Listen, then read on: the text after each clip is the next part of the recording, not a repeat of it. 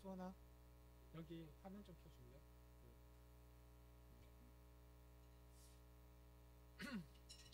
할렐루야. 네, 우리 어느 사람 하나 같이 한번 불러보도록 하겠습니다. 당신은 영광이요.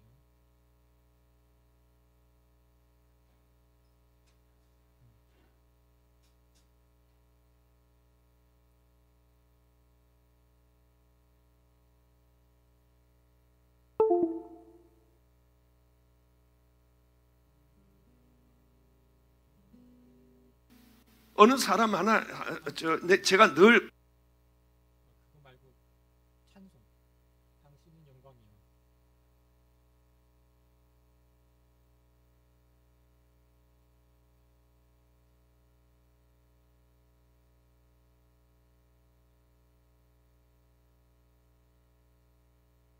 악보 없어, 수원아? 이거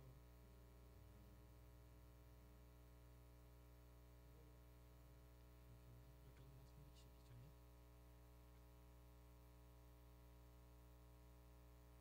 있네. 이것 좀 나눠줄래?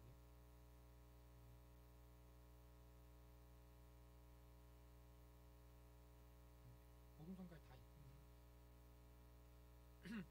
복음성가 312장 같이 불러볼게요. 복음성가 312장.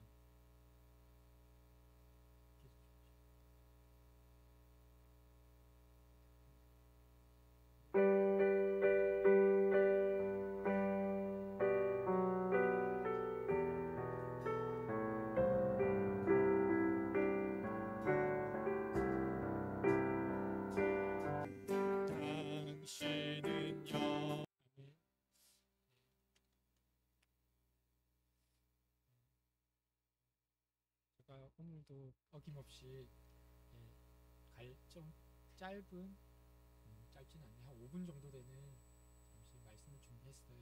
같이 듣고 다시 준비 찬송하도록 하겠습니다. 수원아, 틀어줄래?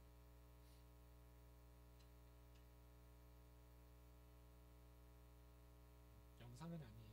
그냥 음성으로 나올 거라서. 어느 사람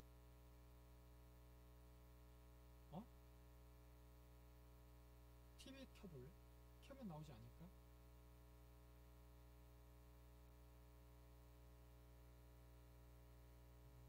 켜면 나올 거야.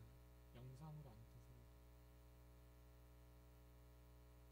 떠서. 하나 제가 늘 간증하는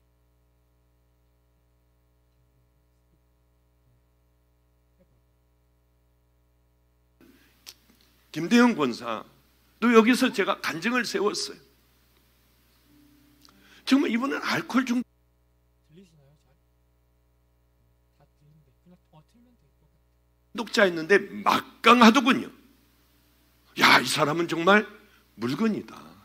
이 사람을 잘 깎고 다듬어 놓으면, 함께 목회를 하며 이 믿음의 길을 평신도로서 걸어가면 정말 이 사람은 내 오른팔이 될 수 있겠다. 그런 생각을 하고 제가 훈련을 시켰어요. 근데 대장암이 걸렸고, 믿음의 용사예요. 두려운 게 없었어요. 하나님을 생명을 다해서 사랑하는 사람이에요. 그런데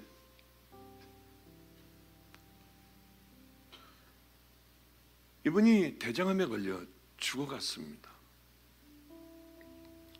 그런데 어느 날 기도를 하는데 그분이 여기서 쓰셔가지고 간증하셨던 그 얘기예요. 기도를 하는데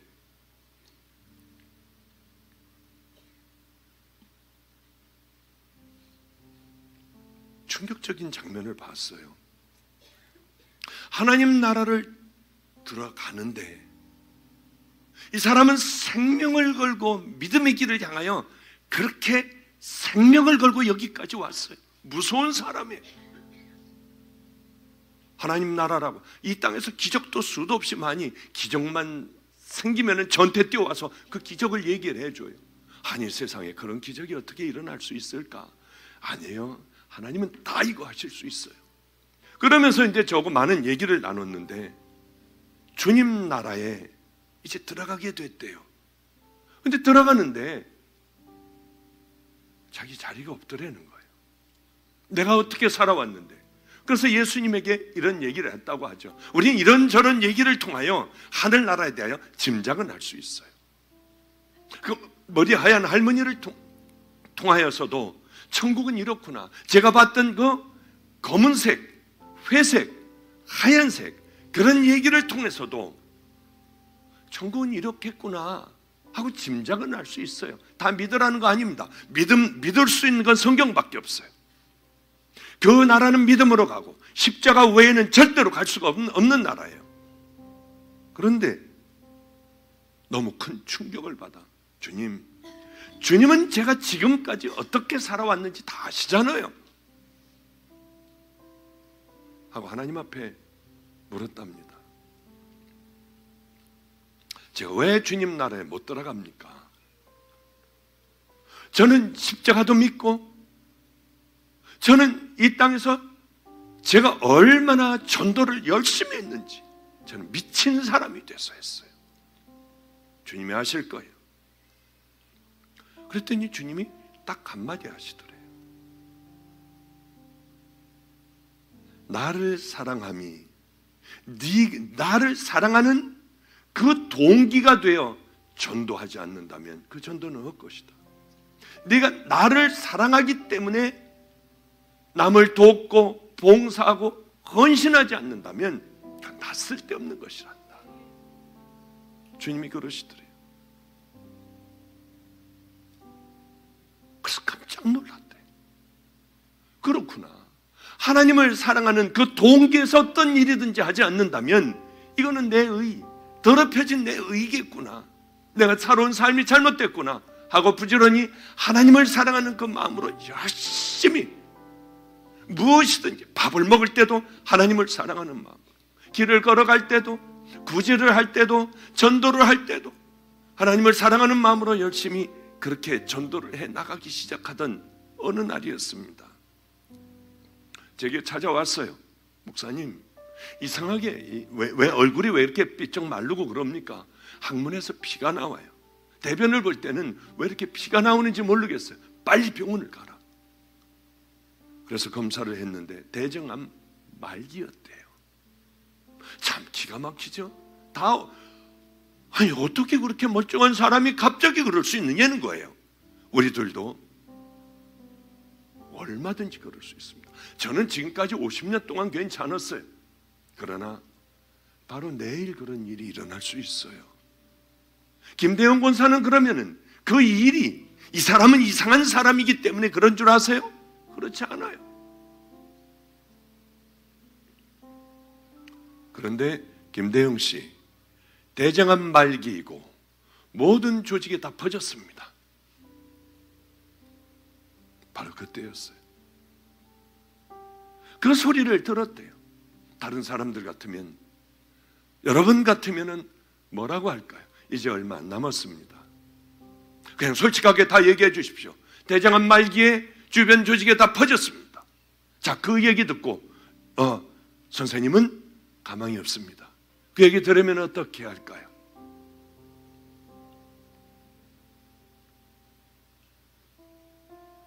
근데 경험해보지 못한 은혜가 확 자기에게 들어오더래요. 그 소리 듣자마자 자기 입에서 한 소리가 주님 사랑합니다. 제가 주님을 사랑합니다. 예수님 사랑해요. 그리고 우리 복음성가 392장 같이 한번 불러보겠습니다. 지존하신 주님 이름 앞에. 복음성가 392장 지존하신 주님 이름 앞에.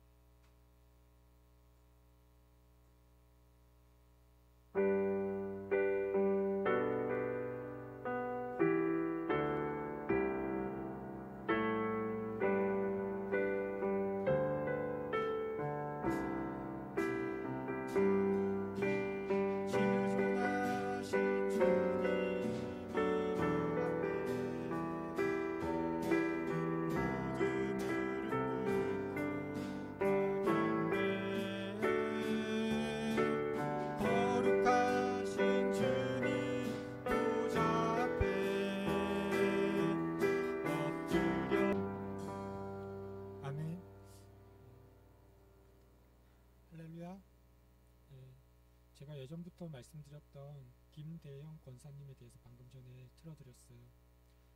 이게 7년 전에 부활절날 하셨던 설교거든요. 2014년. 제가 이 얘기를 들었을 땐 좀 충격이었어요. 여러분은 어떠세요? 무엇이 충격이었냐면 천국을 간 게 충격이 아니에요. 그리고 예수님이 못 들어온다 한 게 충격이 아니었어요. 그 다음에 얘기가 충격이에요. 왜냐하면 저는 그렇게 하지 않고 있었거든요. 여러분은 어떠세요? 길을 걸을 때 주님 사랑하는 마음으로 걸으세요?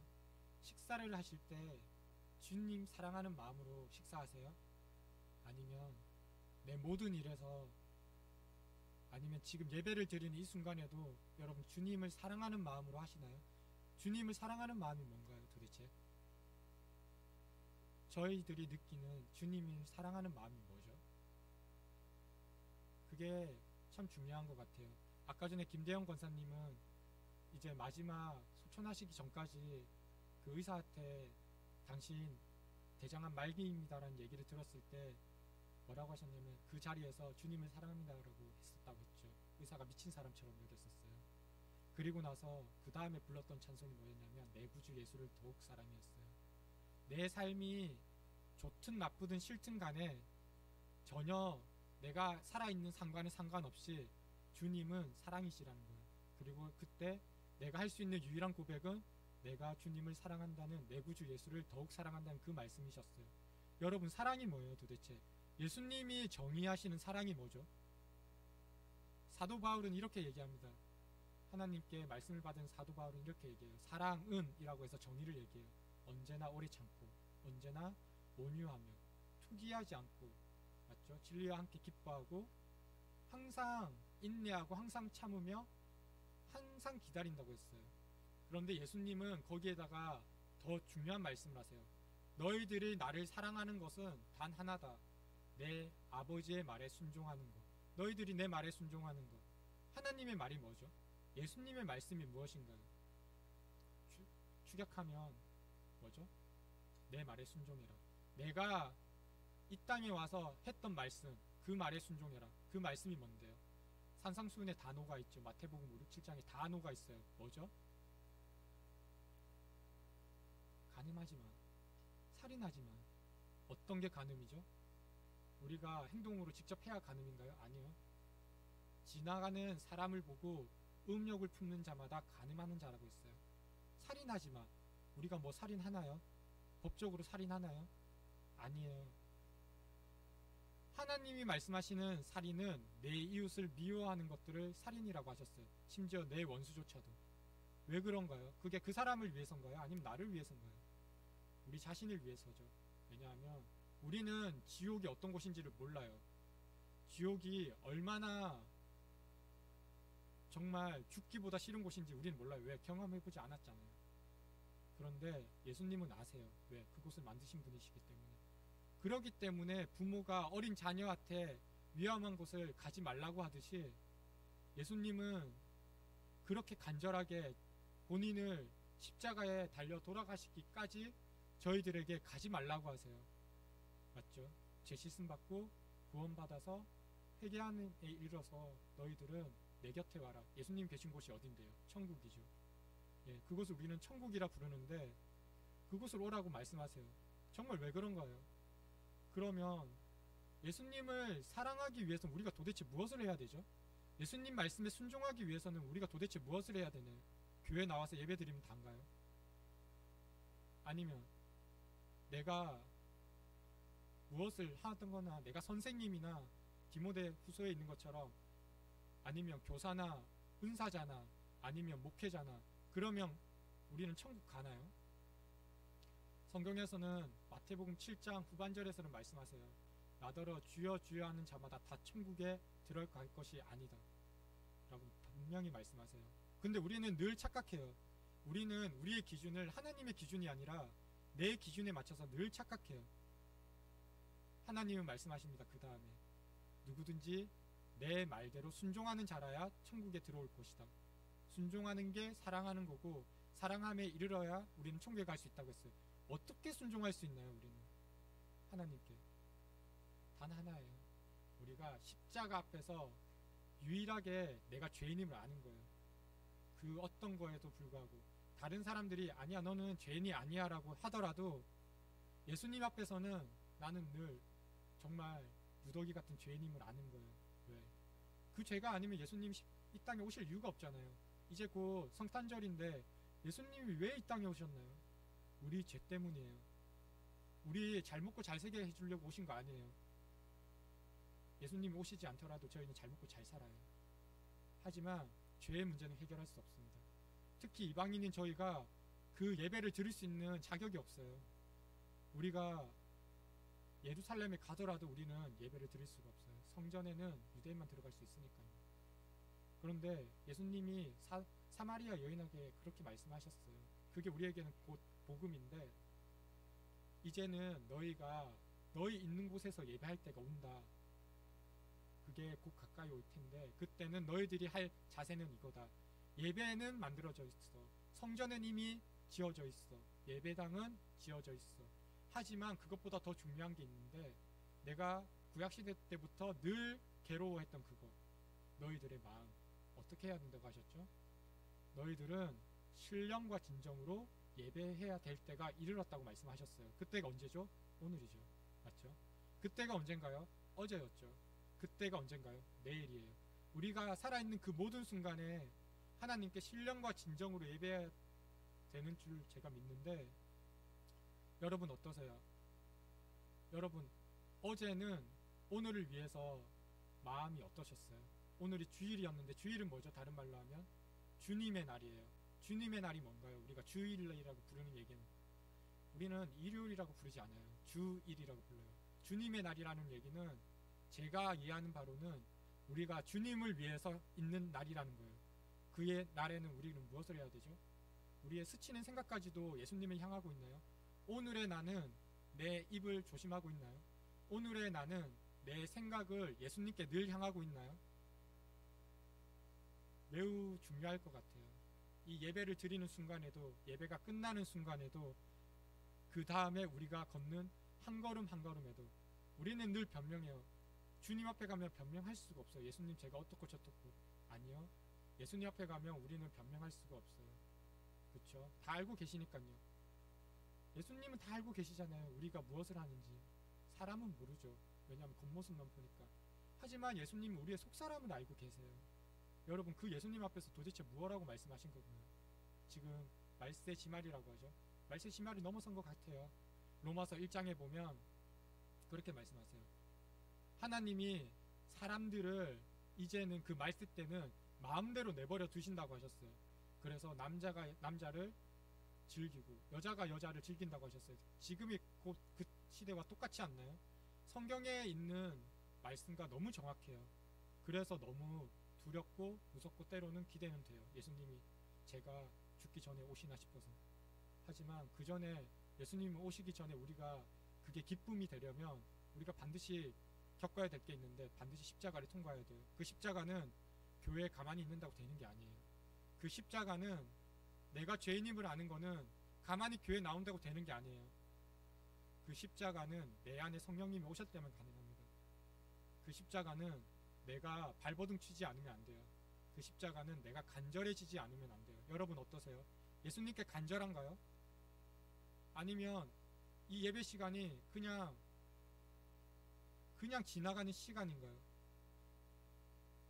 우리는 우리 자신에게 반드시 심각하게 질문해야 돼요. 나는 하나님 앞에 도대체 어떠한 사람인가? 아들이라고 말하지 마세요. 우리는 하나님 앞에 아들이 아니에요. 죄인일 뿐이에요. 용서받은 죄인일 뿐이죠. 아들이라고 하는 자격이 있을 분들은 그 다음 얘기예요. 우리가 구원받고 하나님 앞에 신실하게 살아갈 때 아들이죠. 그 전에는 아들이 아니에요. 그랬으면 바리새인들한테 예수님이 독사의 새끼들이라고 안 했겠죠. 바리새인들한테 너희들은 하나님의 자녀가 아니라 너희들은 아브라함의 자손이 아니라 사단의 자손이라는 얘기를 안 했겠죠. 그렇게 독한 말을 어떻게 하세요, 하나님이? 근데 하시잖아요.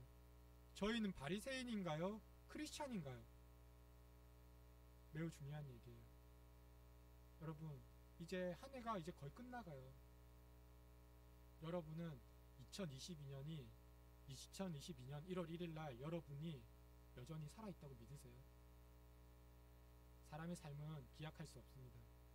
그래서 우리는 하나님 앞에 오늘을 죽는 그날처럼 살아야 돼요. 정말 그랬으면 좋겠어요. 우리가 샘물과 같은 보혈 2절 부르시고 주여 한번 부르시고 잠시 기도하시겠습니다. 기도하실 때 이런 기도를 했으면 좋겠어요. 주님, 저는 주님 앞에 어떠한 사람인가요? 어떠한 사람이길래 이렇게 이곳에 와서 예배를 드리죠? 주님, 제 첫마음이 뜨거웠다면 그 마음을 회복하게 해주시고, 그 마음이 없었다면 지금 제게 그러한 첫마음을 가지게 해주세요 라고 기도하고 예배 시작하도록 할게요. 복음성가 413장입니다. 괴로울 때 주님의 얼굴 보라. 괴로울 때 주님의 얼굴 보라. 413장.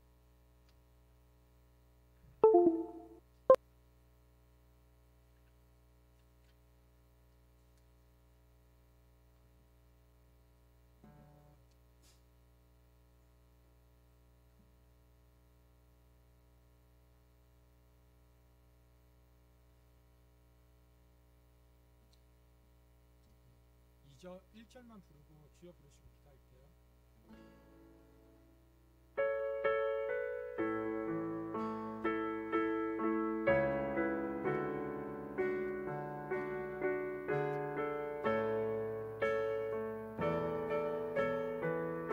괴로울 때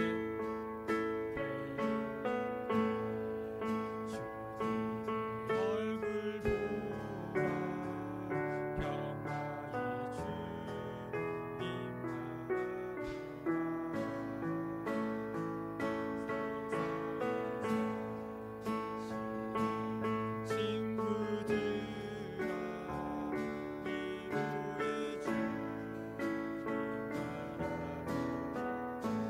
눈을 들어 주를 보라. 눈을 들어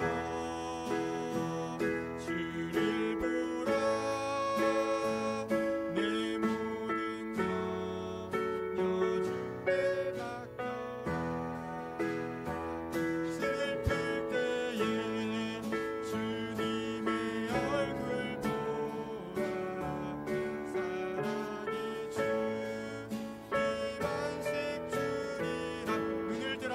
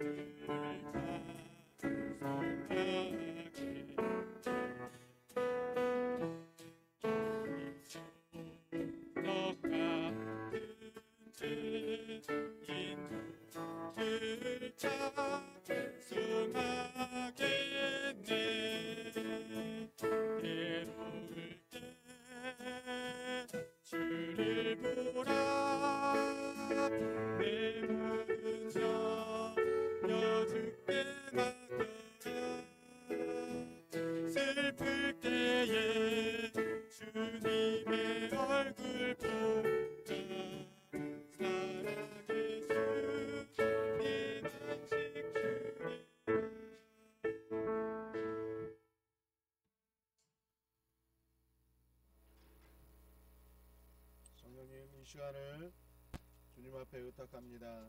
우리의 모든 허물과 우리의 모든 연약함도 잘 아시는 주님께서 이 시간 직접 예배를 인도하여 주시옵시고 마음 가운데 찾아가 주셔서 살아계신 하나님을 만나게 하여 주시옵시고 이 땅에 오신 예수 그리스도의 그 헌신과 사랑, 그 구속함이 우리의 마음 가운데 뜨겁게 일어나도록 주여 역사하여 주시옵소서.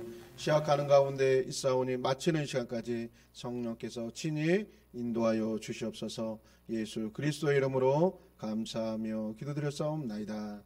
아멘. 우리 다같이 일어나서 찬송가 182장 찬양하도록 하겠습니다. 찬송가 182장입니다.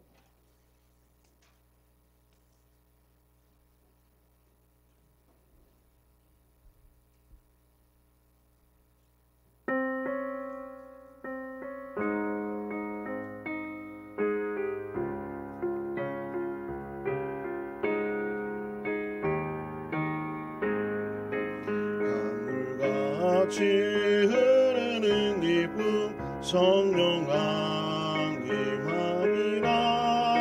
정결한 마음 영원하도록 주의 거처 되겠네.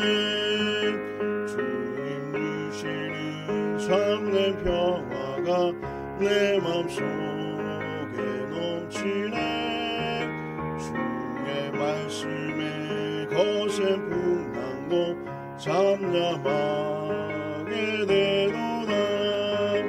나의 생명 솟게 됨은 성령이 마시니라. 모든 의심 슬픔 사라져 주의 평강 넘치네. 주님 주시는 참된 평화가 내 맘속에 넘치네. 주의 말씀에 거센 풍랑도 잠잠하게 되도다. 하늘에서 남이 내리고 햇빛 찬란한 같이 우리 마음에 성령이 많이 주님 보내심이라. 주님 주시는 참된 평화가 내 맘속에 넘치네. 주의 말씀에 거센 풍랑도 잠잠하게 되도다. 생명시내 넘쳐 흘러서 마른 광야 역시니 은혜의 열매 무르익어서 주수를 기다리네. 주님 주시는 참된 평화가 내 맘속에 넘치네. 주의 말씀에 거센 풍랑도 잠잠하게 되도다. 놀라우신 주의 은혜로 그의 얼굴 뵙겠네. 평화로운 안식처에서 영원토록 쉬겠네. 주님 주시는 참된 평화가 내 맘속에 넘치네. 주의 말씀에 거센 풍랑도 잠잠하게 되도다. 아멘. 교동문 115번 교독하도록 하겠습니다. 교동문 115번입니다. 교동문 115번 제가 먼저 읽고 여러분 읽고 교독하겠습니다. 성문으로 나아가라 나아가라. 백성이 올 길을 닦으라.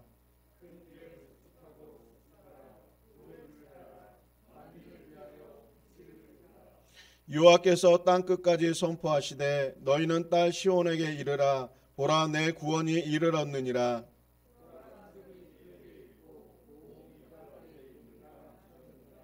사람들이 너를 일컬어 거룩한 백성이라 여호와께서 구속하신 자라 하겠고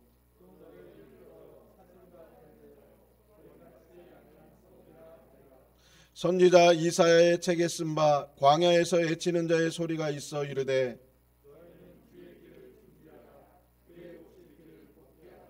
모든 골짜기가 메워지고 모든 산과 작은 산이 낮아지고 같이 읽겠습니다. 모든 육체가 하나님의 구원하심을 보리라 함과 같으니라. 아멘. 다 앉아주시고요. 우리 한주원 성도님 대표 기도해 주시겠습니다.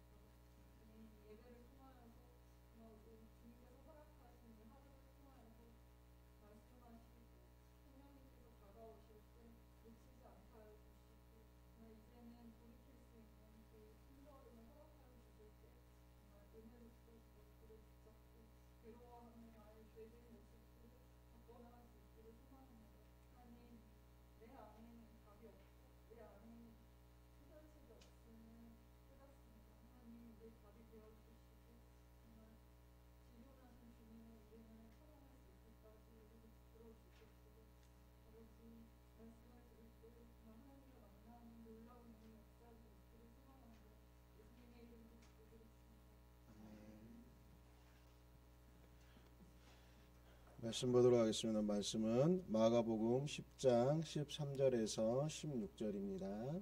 마가복음 10장 13절에서 16절입니다.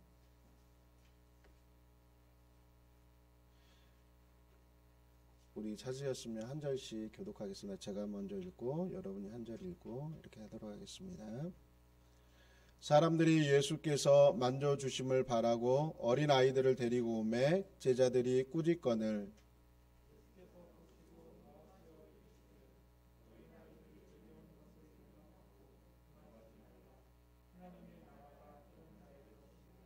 내가 진실로 너희에게 이르노니 누구든지 하나님의 나라를 어린아이와 같이 받들지 않는 자는 결탄코 그곳에 들어가지 못하리라 하시고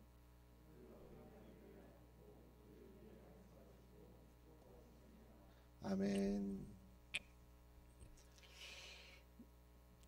예, 오늘 성경을 통해서 애나 지금이나 동서양을 막론하고 자신의 자녀들이 잘 되기를 바라는 것이 부모의 마음인 것 같아요. 그래서 오늘 성경 본문에 보게 되면 예수님이 계신 곳에, 예수님이 지나가시는 곳에 엄마들이 눈치가 빠르잖아요. 그래서 예수님에게 자신의 자녀들을 데리고 가요. 그래서 예수님 저희 아이들에게 축복해 주세요.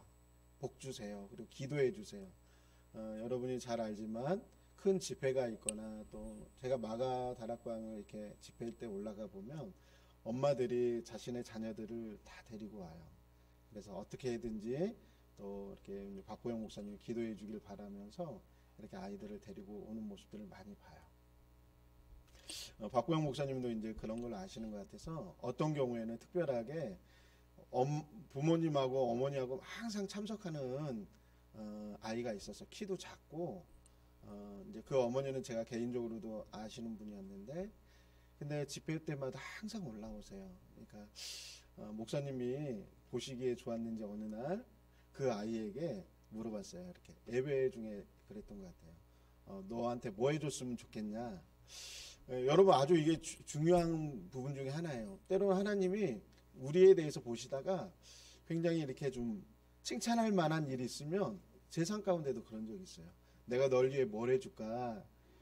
제가 그때 제자훈련을 한참 받고 있었는데 집에 돌아가는 과정 가운데 그때 성령께서 이제 인도하심을 통해 노숙자들을 이렇게 돌보게 하신 때가 있었어요.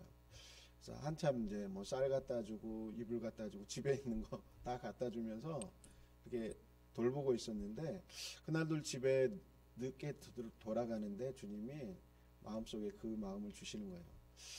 이렇게 돌아봐야 되지 않겠냐. 그래서 되게 피곤하고 그랬는데 다시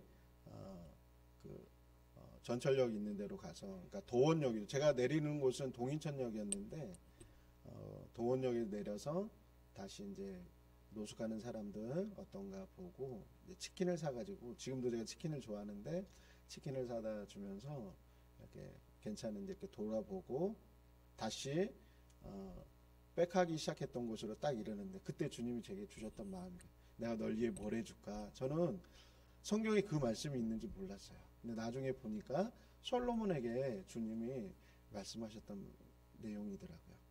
그래서 예쁜 색시 하나 달라고 그랬는데 지금의 저희 사모가 그때 기억나게 해주셨던 사모예요. 그래서 결혼하게 됐는데 박보영 목사님도 항상 이렇게 예배에 아이들이 예배에 참석하는 거 그렇게 좋아하지 않잖아요. 집에서 편하게 쉬고 싶지. 우리 찬영이하고 하영이가 수요일 금요일마다 와서 반주하는데 반 강제 반 어쩔 수 없이 오는 경우인 것 같아요. 근데 너무 감사해요. 요새 아이들 뭐 말한다고 잘 듣나요? 그렇지 않잖아요. 근데 수요일 금요일 또 주일까지 와서 이렇게 반주하는 걸 보면서 참 개인적으로 감사하고 또 부모님이 또 그렇게 잘 키우신 것 같아요. 네, 하나님께서도 우리 가운데 이렇게 물어보실 때가 있어요. 내가 널 위해 뭘 해줄까? 여러분 항상 여러분 안에 그 소망을 갖고 계세요. 그래서 주님이 딱 말씀하실 때 주님 저 이거 있었으면 좋겠어요. 우리 찬양 인도하시는 우리 김효원 성도님에게도 주님이 어느 날 갑자기 물어보실 수 있어요. 항상 주님 마음속에 무의식적으로 내 안에 정말 필요한 것들이 그때 튀어나오더라고요. 저는 청년이었기 때문에 그때 이제 제가 결혼할 시기라는 걸 본능적으로 알겠더라고요. 어린 아이들을 제가 참 좋아했는데 여자 아이들을 이렇게 보고 있으면 인형 같아요. 너무 더 이쁜 거예요. 전에도 이뻤었는데 마치 인형이 걸어가는 것처럼 너무 예쁘더라고요. 그러면서 육신적인 생각으로 내가 결혼할 때가 됐구나. 그걸 알았었기 때문에 예수님도 마찬가지로 어린 아이들이 오는 거에 대해서 그 당시 시대 배경으로 하면 어린 아이들은 굉장히 사회적으로 지위도 없고 천하고 때리면 맞아야 되고 또 시키면 해야 되는 무기력하고 권한이 없고, 지금이야 뭐 많은 것들이 보장되어져 있지만 당시만 해도 아이들은, 심지어는 아이들을 낳아가지고 길에 갖다 버리는 것도 부모의 권한이었어요. 우리나라에도 6.25 사회이기 때문에 최근까지도 아이들에 대해서 체벌하는 것은 부모의 권한처럼 이렇게 되어졌던 시대를 저희가 살았습니다. 그렇기 때문에 어린 아이들이라는 것은 귀찮은 존재예요. 내가 갖다 버릴 수도 있고 또 형편이 안 되면 다른 곳에 보낼 수도 있는 사회적으로 굉장히 무기력하고 약하고 누군가가 때리면 맞을 수밖에 없는 그런 사회적인 약자였어요. 예수님께서는 근데 이 아이들이 오는 것에 대해서 제자들이 막을 때 예수님이 노하셨다라고 말씀하세요. 그러니까 사회적으로 굉장히 그 시대에 약했던 이 아이들에 대해서 예수님은 어떤 시각으로 봤냐면 그들에 대해서 절대 무시하지 않았어요. 여러분 인권에 대해서 알려면 예수님을 봐야 돼요. 지금 사회적으로 인권에 대해서 굉장히 많이 이야기하지만 정말로 인권에 대해서 앞서갔던 분은 예수님이세요. 사회적으로 지위가 없고 약한 이들에 대해서 예수님이 대하시는 걸 보면 정말 2000년 전에 이런 마인드를 가지고 이런 사람에 대한 사랑을 가지고 대했다라는 게 지금의 인권으로도 따라가기가 쉽지가 않아요. 예수님께서 제자들에게 노하시고 이르시되 어린 아이들이 내게 오는 것을 용납하고 금하지 말라. 하나님의 나라가 이런 자의 것이니라. 여러분 아까 천국 이야기도 했지만 천국은 어떤 사람의 것이냐면 어린 아이와 같은 이들의 것이라고 성경은 이야기하고 있습니다. 그러면서 15절 이야기하기를 내가 진실로 너에게 이르노니 누구든지 하나님의 나라를 어린 아이와 같이 받들지 않는 자는 결단코 그곳에 들어가지 못하리라. 어린 아이와 같이 하나님 나라를 받들지 않고는 결코 그곳에 들어갈 수 없다라고 말해요. 그곳은 어떤 곳이냐면 천국을 이야기해요. 성경은 때로는 물론 상징적으로 비유적으로 이야기도 하지만 굉장히 직접적으로 이야기해요.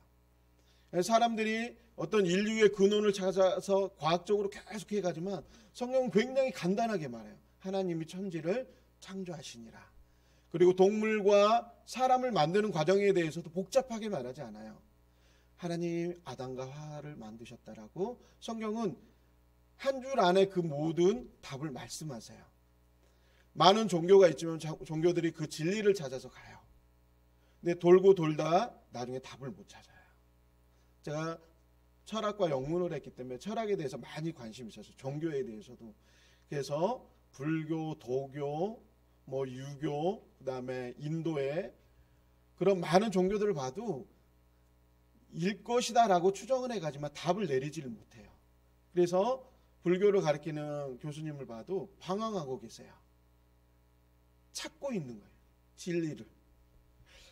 여러분 그러나 성경은 간단하게 말해요. 이런 사람이 천국에 들어온다. 이렇게 하지 않으면 천국에 결코 들어갈 수 없다. 성경은 간단하게 말해요. 터놓고 이야기해요. 숨겨놓지 않아요. 물론 계시록을 통해서 비유적으로 이야기하기도 하지만 정말 그 나라를 가고자 하는 자에게 직접적으로 이야기했어요. 어린 아이와 같이 받들지 아니하면 결단코 그곳에 들어가지 못하리라. 여기 이제 선생님도 계시고 또 아이들을 가르치는 분도 있고 또 사업하시는 분도 있고 또 부모님들도 있어요. 여러분 여러분의 자녀에게 또 여러분의 학생들에게 여러분이 딱 말했어요. 오늘 여기까지 공부해 오세요. 이거 숙제입니다. 딱 이렇게 말했을 때 이거 숙제를 해온 사람하고 해오지 않은 사람이 있을 수 있어요. 여러분은 어떤 사람에게 기대하게 되나요? 당연히 선생님이 말한 내용에 대해서 해온 아이에게 선생님은 관심을 가질 수밖에 없어요. 제가 초등학교 때 저는 초등학교 3학년 때까지 공부를 굉장히 못했어요. 반에서 57, 8명이 있었는데 제 등수는 보통 56등, 7등, 8등 이 사이였어요. 거기 뒤에서 노는 친구들이 있었어요. 그래서 거기에서 누가 잘하느냐 이렇게 경쟁하기도 했는데 그래서 선생님을 무서워했어요. 왜냐하면 선생님 만나면 맨날 매만 맞으니까 학교 가는 것도 제가 아직도 기억나요. 학교 가다가 들판에서 이렇게 학교 가는 길에서 샛길로 빠졌던 기억도 아직도 나요. 그래서 하루 종일 그 들판에 있다가 끝날 때쯤 이제 친구들 학교에서 끝나서 집에 갈 때쯤 같이 학교 갔었던 집에 갔었던 것이 생각이 나요. 그래서 공부 못했던 아이들의 심정을 알아요. 열심히 듣고 이해하려고 하는데 그게 잘 안 돼요. 그게 이제 전 이해라고, 그러니까 그 전에 이제 책들을 많이 보고 이런 밑바탕에 지식들이 좀 깔려 있어야 되는데 그게 없는 상태에서 수업을 들으니까 이게 맨날 들판에서 망아지처럼 뛰어놀다가 학교 가서 수업을 들으려고 하니까 이게 잘 들어오질 않는 거예요.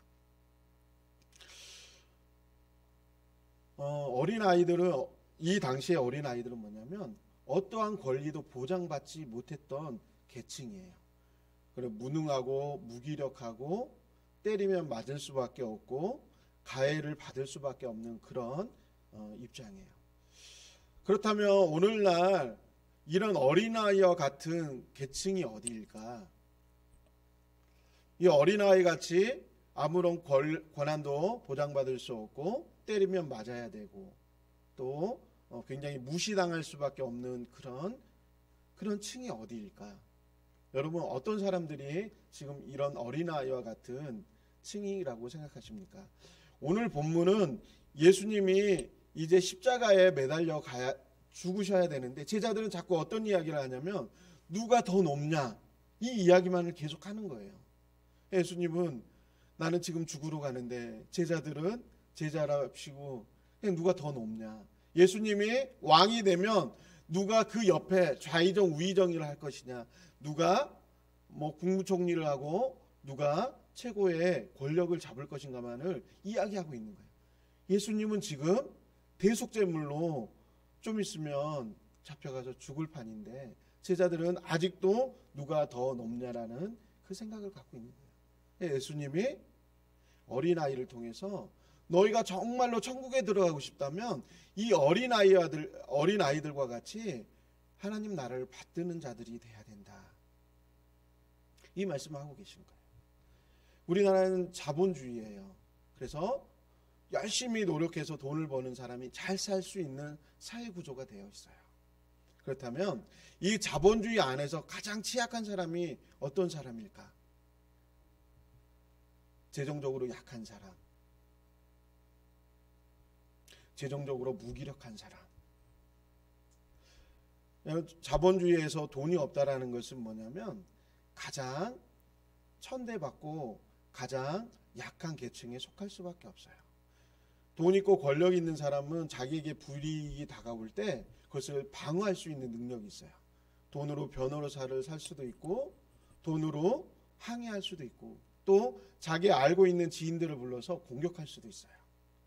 근데 자본주의에서 연약한 사람들, 돈이 없고 빽이 없고 세력이 없는 사람은 당할 수밖에 없어요. 요번에 결혼을 한 우리 강혜미 자매의 남편이 사역의 길로 지금 전도사 신분인 걸로 알고 있어요. 여러분 한 달에 전도사가 월급 얼마 받는지 아세요? 참고로 요새는 사역자 안 하려고 그래요. 그리고 학교들마다 다 미달이에요. 그리고 젊은 교육 전도사를 구하는데 없어요. 큰 교회에서 그래서 젊은 전도사들을 구하지 못해서 지금 난리가 났어요. 우리 강혜미 우리 이번에 결혼한 자매 남편이 한 달 받는 월급이 50이에요. 50만 원. 여러분 한 가정이 최소 생계비가 제가 봤을 때 200~300이 넘어요. 우리나라 기준으로 했을 때. 근데 50이라는 돈으로 그 생계를 꾸려간다라는 것은 그 뭐 사회적으로 엄청난 약자예요. 제가 왜 그 부분에 대해서 이해하냐면 저희는 월급 없이 한 10몇 년을 그렇게 살았어요. 그러다 보니까 나중에 제 마음에 어떤 마음까지 드냐면 폐지 주사야겠다 그 생각이 들었어요. 저희 첫째 아이가 태어났는데 이 기저귀를 할 수가 없는 거예요. 하기스 뭐 이런 기저귀를. 그래서 청기저귀로 이렇게 하는데 근데 나중에 보니까 뭐 그 이런 하기스를 사나 이건 이제 뭐 청걸레로 해서 그거를 빨아서 또 삶아서 쓰고 그랬는데 나중에 보니까 그 돈이나 그 돈이 비슷하더라고요. 여러분 자본주의에서 돈이 없다라는 것은 완전히 천덕꾸러기예요.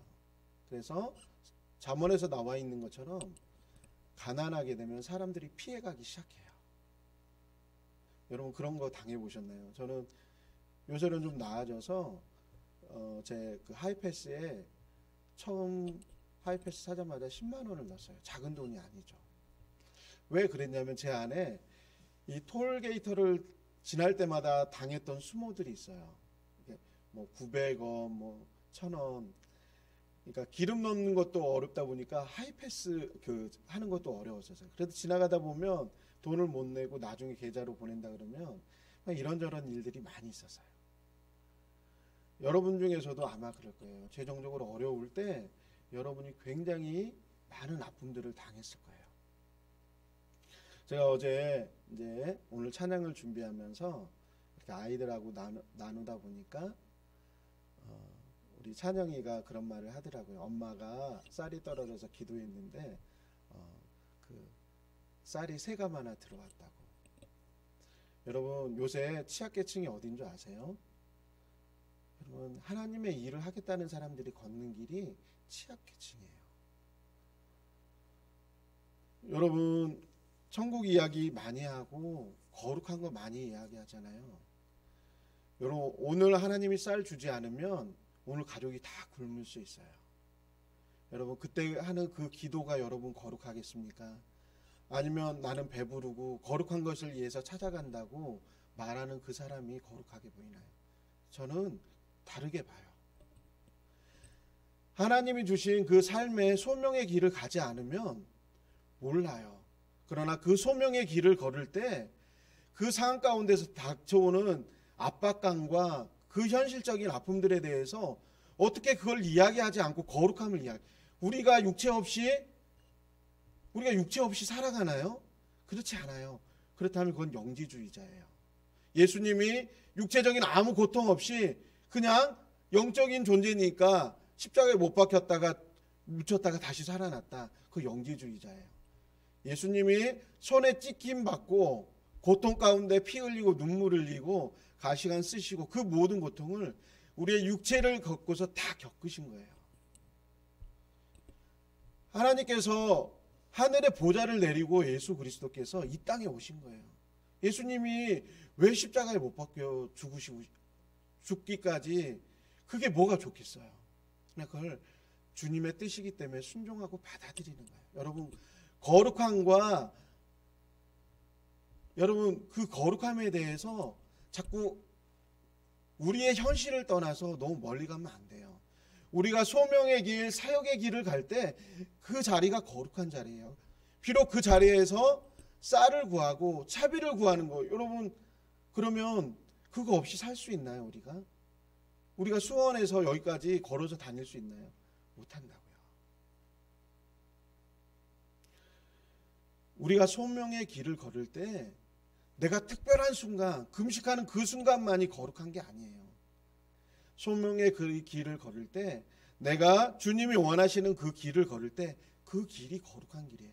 거기에서 때로는 내일 먹을 양식을 구할 수도 있고 차비를 구할 수도 있고 당장 필요한 것들을 구할 수도 있어요.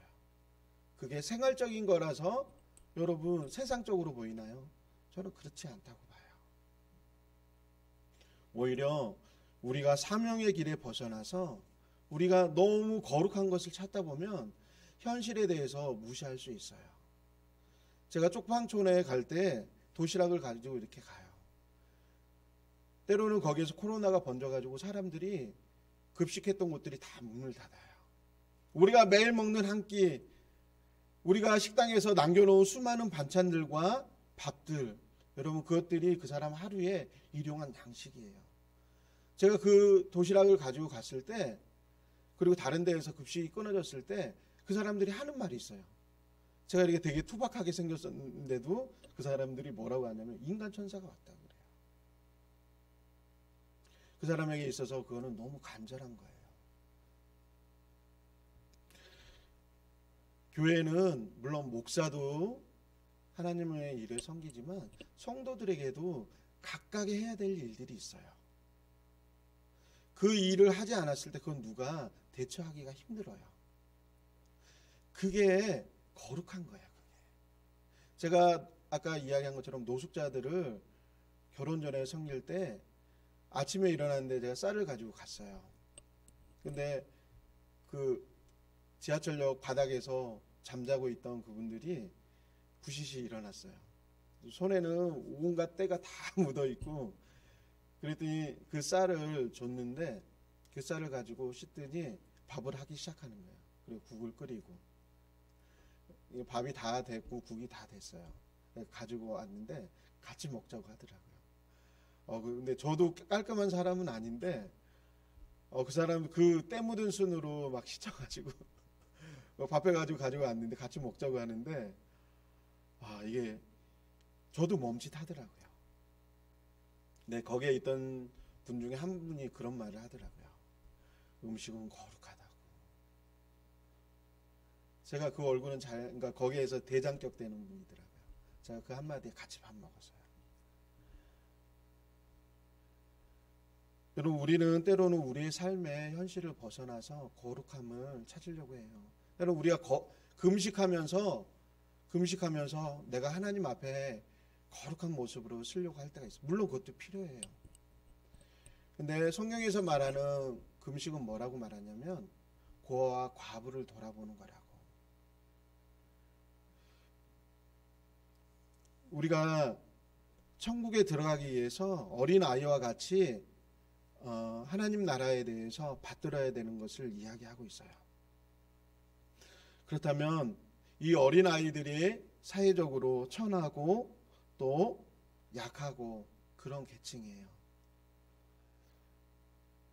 그 계층으로 우리가 내려가야 돼요. 그렇다면 우리가 어떤 길로 내려가야 될까요? 우리가 어떤 자리에 서야 될까요? 지금 이시영 전도사님이 아이들이 예배하고 공부할 수 있는 학교를 만들고 있어요. 이거 한다고 해서 어디에서 돈 나오지 않아요.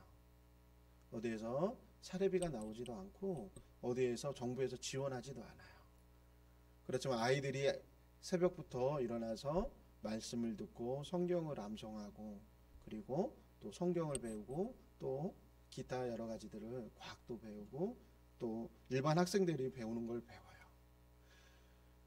하나님의 자녀들로 키운다고 했을 때 사람들은 그거에 대해서 그다지 이렇게 호응하면서 바라보지 않아요.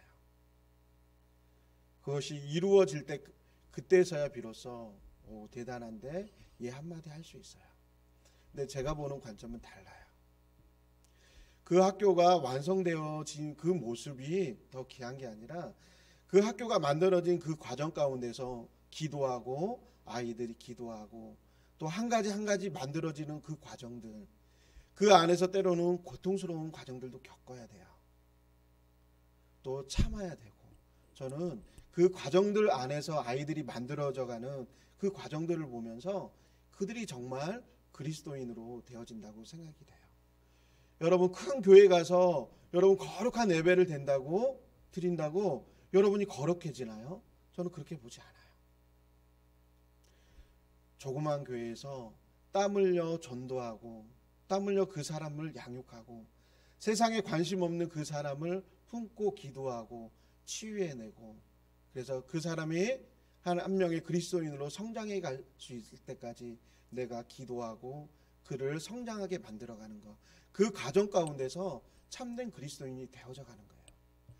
교회가 지어져 가는 것처럼 한 성도가 그리스도인을 닮은 한 제자로서 완성되어져 가는 거예요. 아멘 믿습니다. 아멘 하고 내가 완성되나요? 그렇지 않아요.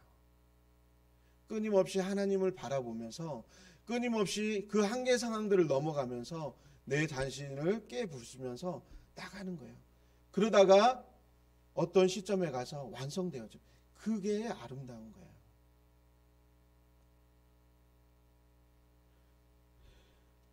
어린아이들은 자신의 것들을 이렇게 주장하지 않아요. 내가 살아봤을 때 이게 답이다. 어린아이들 그러지 않아요.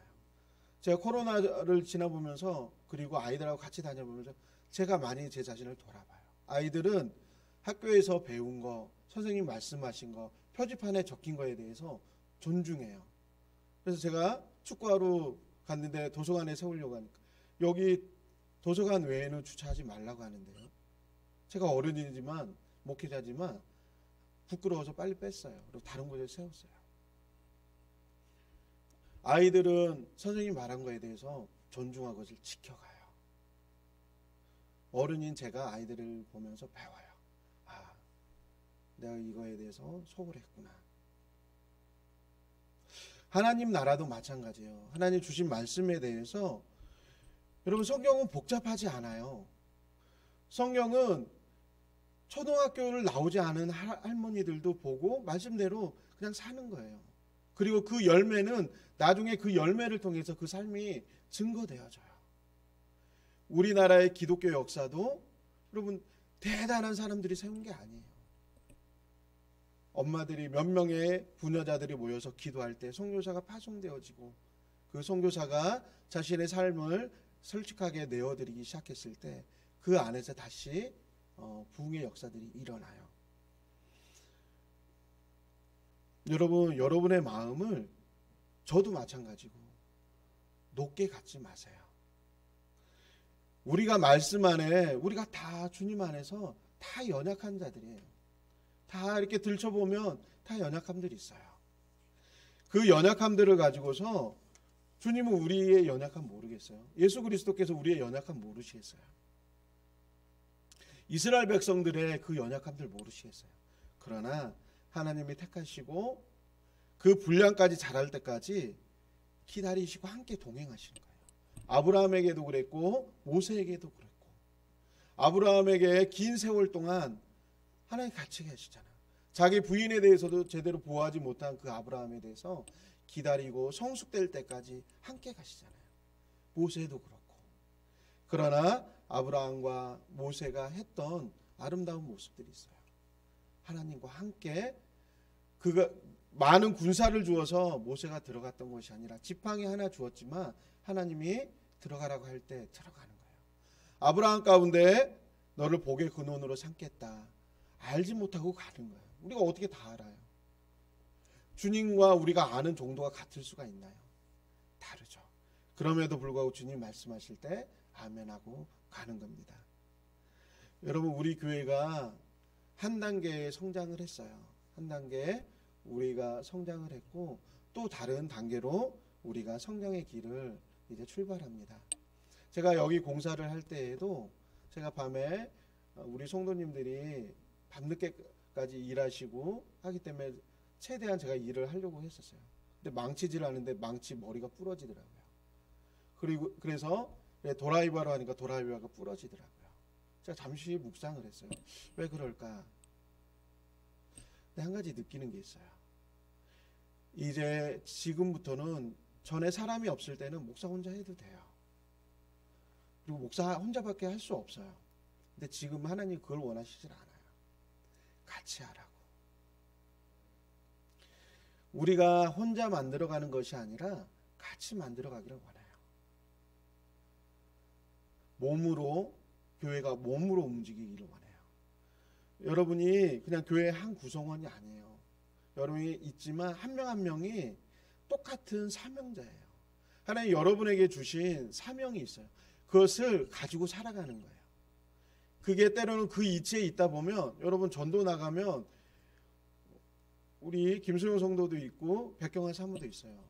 수없이 전도 물품을 나눠주고 주님에 대해서 말해요. 그러나 한 영혼 오기가 얼마나 힘든지 몰라요. 그리고 저 요새 젊은 사람들은 보지도 않아요. 탁 무시하고 가요. 무시당하는 자리예요. 그 자리가. 여러분이 또 케어하는 사람들이 있어요. 돌보는 사람들이 있어요. 여러분 한 번 말했다고 그 사람이 확 변하나요? 그렇지 않아요. 여러분의 끊임없는 관심과 사랑과 여러분의 물질이 들어가지 않으면 쉽게 변하지 않아요. 그럼에도 그 자리 가운데서 여러분이 돌보는 사람들이 여러분에게 뭐 얼마나 대단한 거 해줬었나요? 그렇지 않아요. 그럼에도 불구하고 계속해서 사랑하고 품고 가는 거예요.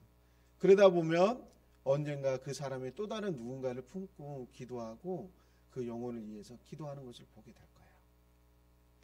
어린아이는 사회적으로 대단한 지혜와 권력과 기득권을 갖고 있는 사람들이 아니에요. 때로는 침해받기도 하고 때로는 무시받기도 하는 자리예요. 여러분이 사명의 자리에 가다 보면은 때로는 많은 아픔들이 있을 수 있어요. 사람들이 못 알아주는 경우도 있을 거예요. 그러나 그 자리를 가는 거예요. 엄마가 밥 한 번 해줬다고 자녀들이 엄마 고마워, 엄마가 최고 이러지 않나요? 일어나요? 그렇지 않아요. 365일, 10년, 20년, 길게는 30년, 40년, 요새는 또 자녀들이 장성했는데도 밖으로 나가지 않아서 평생을 끼고 평생을 먹이고 입히고 돌봐야 되는, 그렇다고 자녀가 어머니 정말 이 은혜 갚을 길 없습니다. 그러나요? 그렇지 않아요. 얼마나 심통 부리고 더 많은 걸 요구하나요? 그래도 부모가 자녀들을 품고 어떻게 하면 이 자녀를 더 잘해 줄 수 있을까 고민하잖아요. 저도 그렇고 여러분도 그렇고 우리가 누구를 위해서가 아니라 우리가 주님 앞에 잘했다 인정받기 위해서, 또 우리가 마지막 가는 그 길이 천국 길이기 위해서 내 자신의, 내 자아의 기득권과 내가 갖고 있는 것을 주장하는 것이 아니라 정말 어린 아이처럼 주님 저 아무것도 몰라요, 주님 저를 인도해 주세요, 그리고 주님 말씀하시는 대로 제가 따르겠습니다. 그렇게 인도함 받을 때 주님께서 여러분의 삶 가운데 놀라운 역사를 이루실 줄 믿습니다. 저는 여러분이 이렇게 교회에 와서 정말 문득 그런 생각이 됐어요. 나는 7명, 8명이 내 평생 목회할 수 있는 인원인가, 그런 두려움들도 있었어요. 근데 여러분들이 이렇게 교회에 와주셔서 가능할 수 있겠구나, 많은 사람들이 올 수 있는 교회가 되어질 수 있겠구나, 그 가능성들을 본 것만으로 해도 얼마나 행복한지 몰라요. 제가 마치 반에서 맨날 꼴등하다가 어느 날 형님이 공부 가르쳐서 재밌어서 그냥 막 열심히 했어요. 재밌어서 했어요. 별로 할 것도 없더라고요. 그래서 열심히 했어요. 근데 어느 날 보니까 반에서 10등을 했어요. 선생님이 놀래가지고 성적표를 들고 왔어요. 그렇게 한번 해보고 나니까 이게 이렇게 하는구나. 그러고서 그냥 그렇게 했어요. 그랬더니 나중에는 2등, 1등은 안 갔어요. 계속 2등 이렇게 하더라고요. 여러분, 매해마다 저는 저희 교회 안에 큰 줄기에 대해서는 주보에다 적어놔요. 지금은 우리가 얼마 안 됐기 때문에 이것이 별거 아닌 것 같지만, 제가 우리 인천 동지밤의 역사를 정리를 한번 했어요. 그래서 약사를 만들어 놨었는데 나중에 10년, 20년, 30년이 가고 되면 이게 말씀교회의 역사가 될 거예요. 나중에 저희 교회가 정말 선교지부터 해가지고 국내에 영향력을 끼치는 교회가 되어졌을 때 이 시대를 거쳐갔던 여러분이 이 교회에 디딤돌 역할을 했다라는 것이 역사 가운데 기록되어질 거예요. 강화도에 가면은 그 역대 목사님들이 이렇게 쭉 걸려져 있어요. 거길 보게 되면 선교사님, 그리고 갓쓴 우리 한국 사람들, 그 다음에 이렇게 현대인들이 이렇게 쭉 걸려져 있는 게 있어요. 그리고 그 안에서 그 교회 안에 있었던 역사들이 쭉 정리가 돼 있어요. 한국 교회사를 보게 돼도 그렇게 돼 있어요. 여러분, 우리가 어떤 다른 것이 아니라 우리 자신을 위해서, 또 교회를 위해서, 나아가 이 나라, 이 민족을 위해서 우리 자신이 내가 생각하는 거, 내가 맞다고 생각하는 거, 저도 마찬가지예요. 저도 실수를 많이 하고 제가 틀리는 경우도 많아요. 더 많죠. 어떤 부분들에 대해서는 더 많아요. 그러나 우리가 어떠한 경우에 있어든지 하나님 아버지 앞에서 높은 마음이 아니라 정말 어린아이 같이 주님께서 말씀하시면 네 하고 그 길을 갈 수 있는, 마치 제가 초등학교 때 저는 선생님들을 조금 무서워했었어요. 어릴 때 많이 맞아서. 그래서 선생님이 말씀하시면 그대로 했어요. 그러니까 쉬는 시간마다 선생님이 계단을 청소하라고 쓰려고 하시더라고요. 그래서 저는 땡 소리가 내서 쉬는 시간이 되면 빗자루 들고 쉬는 시간마다 썰었어요. 애들이 오가는 복도부터 해가지고. 그래서 땡 다시 수업 종소리가 치면 선생님 들어가는 시간하고 제가 들어가는 시간 같았어요. 어쩌면은 그때 그것이 필요하지 않나, 제 자신에게도 또한 여러분에게도. 그래서 내가 주인이 아니라 마치 선생님이 제게 말씀하셨을 때 제가 그렇게 했던 것처럼 지금 이 교회 안에도 주님 말씀하실 때 우리가 그렇게 가야 되지 않나. 또한 학교를 지금 해가는 우리 이시영 전사님도 여러분 많이 기도해 주세요. 정말 아무것도 없는 거에서 빈손에서 시작하는 거예요.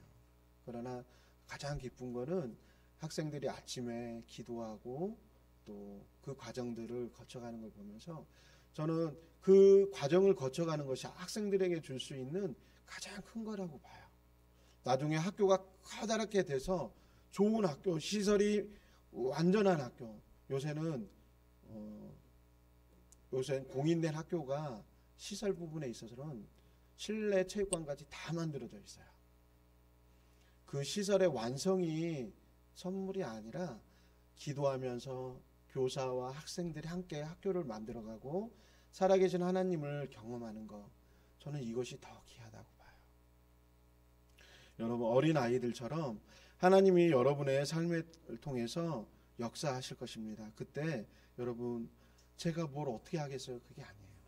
주님, 제가 비록 많은 부분에서 연약하고 많은 부분에서 부족하지만 제가 주님을 섬기겠습니다.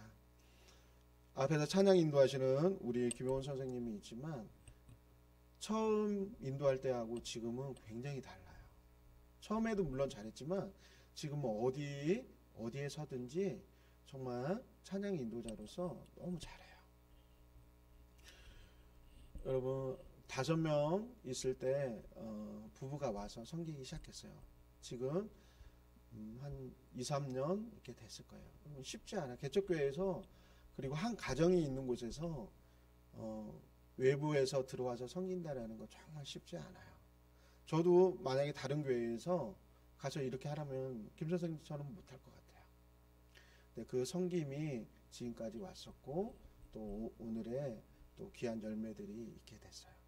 여러분의 삶 가운데서 여러분이 어떤 것을 하든 하나님 아버지 앞에서 그게 청소가 될 수도 있고, 저는 뭐 교회적인 달란트가 없어서 청소부터 했어요. 그리고 나중에는 교회 주보부터 또 뭐 찬양까지 안 한 게 없어요.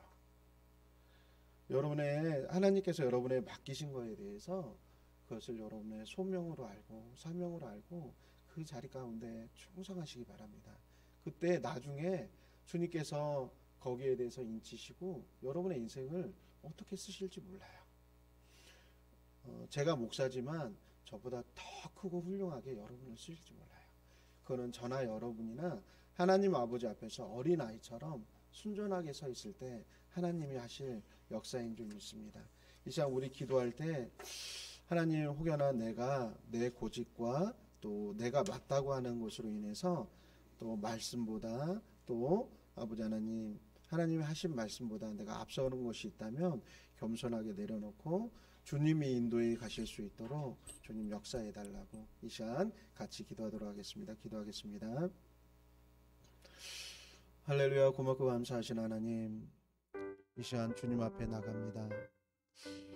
어느덧 하나님, 나도 모르게 높아진 마음이 있다면 주님 또한 아버지, 어린 아이처럼 내 자신을 주장하는 것이 아니라 주님의 그 말씀 가운데 내 자신을 낮출 수 있도록 주님 역사하여 주시옵소서.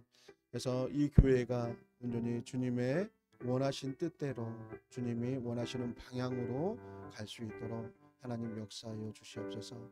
그래서 하나님, 지금은 비록 소수이지만 나중에 이 나라 이 민족 가운데 또한 온 세계 가운데 하나님이 쓰시는 아름다운 교회 되어질 수 있도록 주님 역사하여 주시옵소서.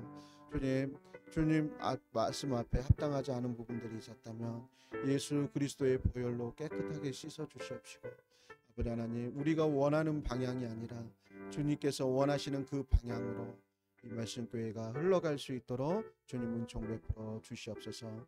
이 모든 것 예수 그리스도의 이름으로 감사하며 기도드렸사옵나이다. 아멘.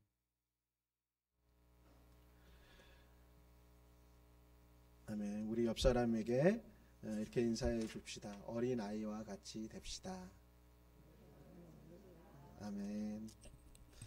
우리 찬송가 25장 찬양하시면서 봉헌하는 시간 갖도록 하겠습니다. 찬송가 25장입니다.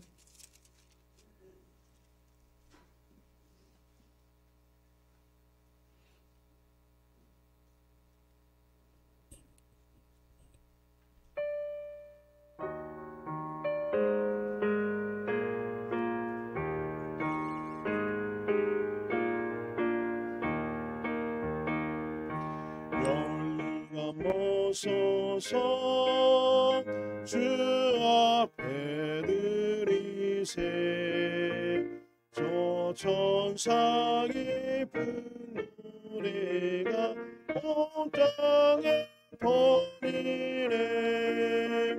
내오나 깨어서 주 찬송하여라. 온 백성 속하신 만왕의 왕이세. 인류가 모서서 주 앞에 드리세.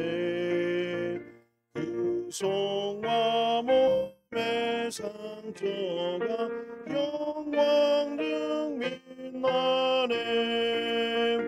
하늘의 천사도 그 영광 보고서 고난의 신비알고자 늘은 모아노라. 연류가 모서서 주 앞에 드리세.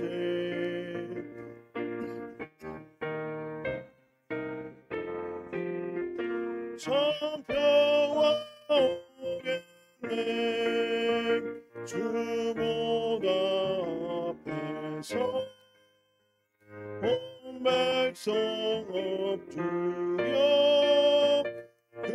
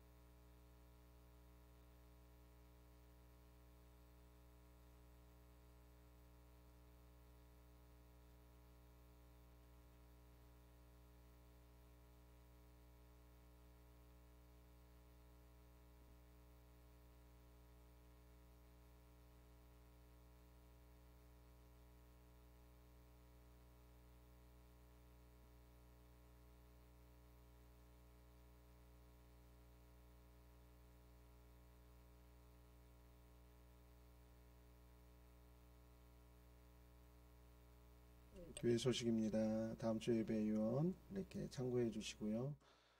그리고 오후 예배는 우리 김효원 성도님입니다. 그리고 우리 김효원 성도님이 이제 박보영 목사님하고 이렇게 이야기를 나눴는데 지금은 이제 조금 성도들을 돌아봐야 돼서 12월 말이나 2022년 초 정도에 박보영 목사님이 이제 부흥회가 가능하실 거라고 이렇게 말씀을 하십니다. 너무 감사하죠. 그래서 1단계의 부흥이 되어져서 또 우리가 원래는 우리가 가서 예배 드릴 수도 있지만 또 여러분 열심히 전도하고 또 함께 모아 주셔서 우리가 이제 이 교회에서 한번 예배 드리는 것도 또 우리 교회를 향해서 또 지원하시고 기도하시고 추수감사절 때 박보영 목사님이 이렇게 쪽지를 써서 보내주신 게 있어요. 그래서 항상 기도한다고 이렇게 제 책상 앞에 이렇게 놔뒀는데 참 귀해요. 왜냐하면 큰 교회이고 또 많은 일을 하시기 때문에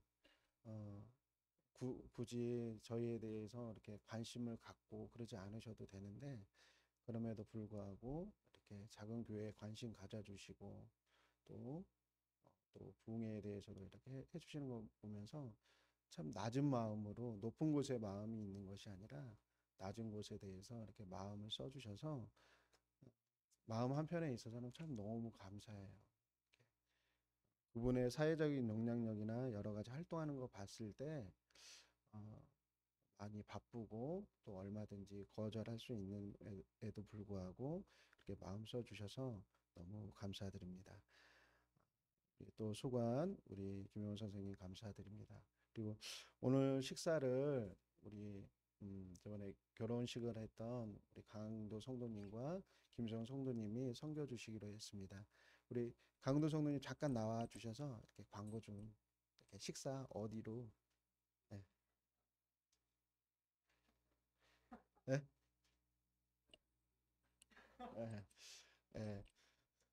여러분 잘 알고 있는 우리 강도 성도님, 그 저기 농협 밑에 그 약국 있는데 거기 안으로 들어가면 거기 오리구이, 예, 오리구이 하는 데가 있어요. 그래서 약국 옆에 이렇게 들어가시면 돼요. 그 농협 여기 쭉 올라가면 농협 있는데 그 밑에 쪽 약국에 거기 출입구가 있거든요. 그쪽에 들어가시면 오리 관련된 음식을 파는 곳이 있어요. 저번에 가서 한번 먹어봤는데 너무 맛있더라고요, 여러분. 어, 바쁘시더라도 시간 좀 내셔서 이렇게 같이 또 축하한다고 말씀해 주시고, 그리고 저도 세미나 때문에 잠깐 제주도를 갔는데 혹시 조건에 못 받으신 분은 여기 앞에 잠깐 계시면 제가 하나씩 드리도록 하겠습니다. 그리고 오늘 새로운 자매가 이렇게 있어요. 예, 잠깐 소개 좀 해주시죠. 예. 예. 예. 예. 너무 예쁜 우리 청년이 있어가지고 어, 어, 누군가 싶었는데 우리 이렇게 많이 들었던 하성, 우리 그 요번에 고3이고 이제 시험을 치른 거죠. 아직 내년에요. 너무 반가워요. 그래서 이분 우리 학생분이 오셔서 누군가 궁금했는데 너무 반갑습니다. 우리 찬송가 53장 다 같이 일어나서 53장 찬양하시고 축도로 예배 마치도록 하겠습니다. 찬송가 53장입니다.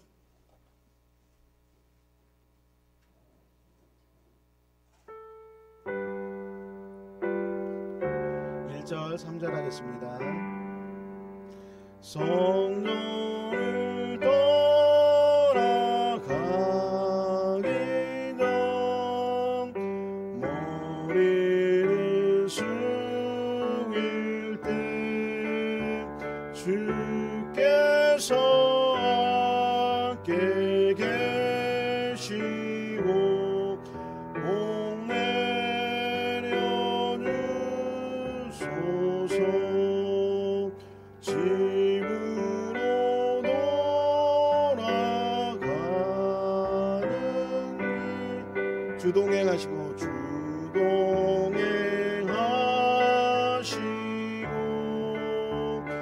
내 모든 언행 심사를 나기 켜주소서. 거룩한 날이 다가고 저녁이 되도록 주님만 내 삶 늘 계시옵소서. 아멘. 이제 여러분을 세상에서는 높아지는 것이 힘이요 권력이라고 말하는 이 세상 가운데 이제 어린아이와 같이 하나님 나라를 받들고 또 하나님을 위해서 살아가는 여러분을 세상 가운데 파송합니다. 세상 가운데 빛과 소금으로 살아가는 저와 여러분 되시기를 축원합니다. 축도하겠습니다. 지금은 우리 주 예수 그리스도의 은혜와 하나님 아버지의 무한하신 사랑과 성령님의 교제의 교통하심이 이곳과 온라인을 통하여 예배드리는 모든 성도들 위해 지금부터 영원토록 함께 있을지어다. 아멘.